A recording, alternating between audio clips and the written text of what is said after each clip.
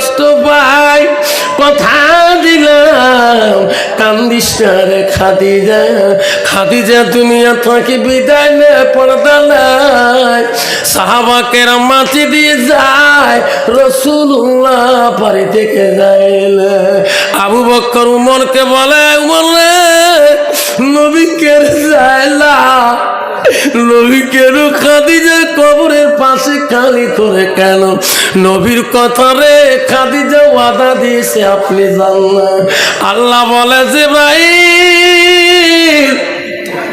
নবীর চোখের পানি সহ্য করতে পারি না রে, যত কাল নবীজি কবরের পাশে থাকবে খাদিজার কবরে ওই মন ক্ষীণ কি যাবে না। যেরকম সুবহানাল্লাহ,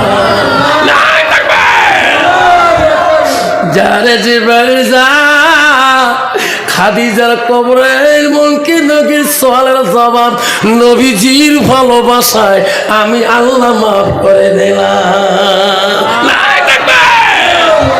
মা বোনেরা, আম্মা রাখো, ও সোনার জালমা বোনেরা, বিশ্ব নবী রাসূলুল্লাহ সাল্লাল্লাহু আলাইহি সাল্লাম একদিন তার স্ত্রীগণ নিয়ে গল্প করতেছে।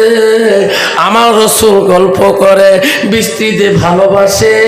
এমন সময় নবীর একজন সাহাবী ছিল, তার নাম আব্দুল্লাহ ইবনে মাকতুম, অন্ধ সাহাবী। নবী কি এত ভালোবাসতো, এত প্রাণ দিয়ে ভালোবাসতো। নবীকে না দেখলে আব্দুল্লাহ ইবনে মাকতুম অন্ধ সাহাবী থাকতে পারে নাই। আস্তে আস্তে রে নবীজির বাড়ির মুখে আসিয়া গিয়েছেন। নবীজি বিবিদের সাথে গল্প করে আব্দুল্লাহ ইবনে মাকতুম নবীকে ডাকায়, ইয়া রাসূলুল্লাহ, ইয়া হাবিবুল্লাহ, আমি আব্দুল্লাহ ইবনে মাকতুম আছি গো, আমি তোমার সাথে দেখা করব।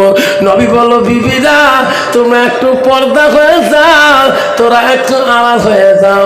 আমার মহব্বতে সাহাবী অন্ধ আব্দুল্লাহ ইবনে মাকতুম আমার রুমে আসবে, আমার সাথে কথা বলে। ওই সময় একজন বিবি বলল, হযরতে মা আয়েশা বলো, হুজুর আমরা কেন পর্দা হব? আব্দুল্লাহ ইবনে মাকতুম তো অন্ধ, উনি তো চোখে দেখে না, আমরা এখানে থাকবো, কথা বলবো না, আব্দুল্লাহ ইবনে মাকতুম বলতে পারবে না। হুজুর আমার তোমার কাছ থেকে তো যেতে পারে না।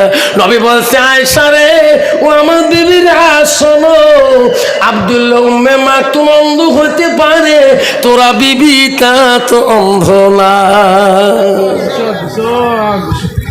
কষ্ট হচ্ছে, কষ্ট হচ্ছে কোন বাবা? বর্তমান যুগের নারী কি অন্ধ?